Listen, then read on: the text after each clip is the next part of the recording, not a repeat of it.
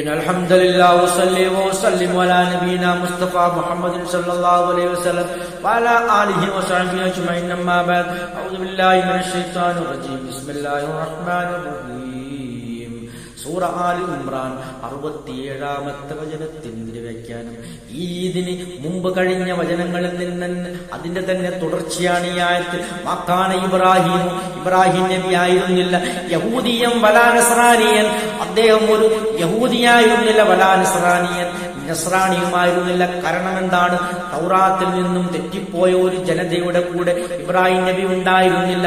അക്കാര്യം ഇബ്രാഹിം നബിക്ക് അറിയില്ലായിരുന്നു. അതുപോലെ ഇൻജീലിന്റെ അനുയായികൾ തെറ്റിപ്പോയി ക്രൈസ്തവ മതം സ്ഥാപിച്ചവരുടെ കൂടെ ഇബ്രാഹിം നബി ഉണ്ടായിരുന്നില്ല. അതുകൊണ്ട് ആ ക്രൈസ്തവ മതത്തിനെ കുറിച്ചും ഇബ്രാഹിം നബിക്ക് യാതൊരു വിവരവും ഉണ്ടായിരുന്നില്ല. ഇതാണ് നിങ്ങൾ മനസ്സിലാക്കേണ്ടത്. അതാണ് അല്ലാഹു സുബ്ഹാനഹു തആല പറയുന്നത്, മക്കാന ഇബ്രാഹിം യഹൂദിയം വലാ നസ്രാനിയൻ.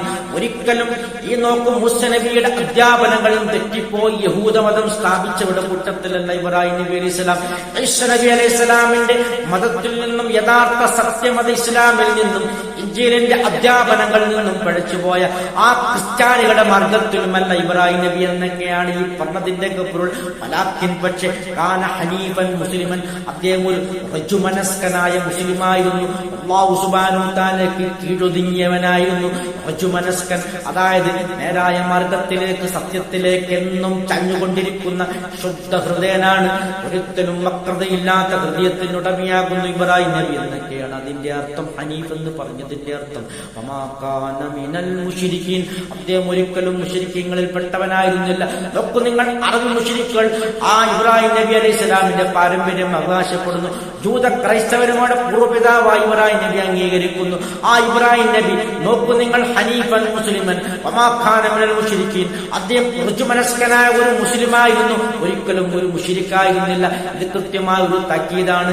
യഹൂദരെ പോലെയുള്ള ഒരു മുശ്രിക്കായിരുന്നില്ല, ക്രൈസ്തവരെ പോലെയുള്ള ഒരു മുശ്രിക്കായിരുന്നില്ല, അറബി മുശ്രിക്കുകളെ പോലെയുള്ള ഒരു മുശ്രിക്കായിരുന്നില്ല ഇബ്രാഹിം നബി എന്നുള്ള കൃത്യമായ ഒരു വിശദീകരണമാണ് അല്ലാഹു സുബ്ഹാനഹു തആല ഖുർആനിൽ കൂടി നമുക്ക് നൽകുന്നത്. കൃത്യമായ ഒരു താക്കീതാണ് നമുക്ക് നൽകുന്നത്.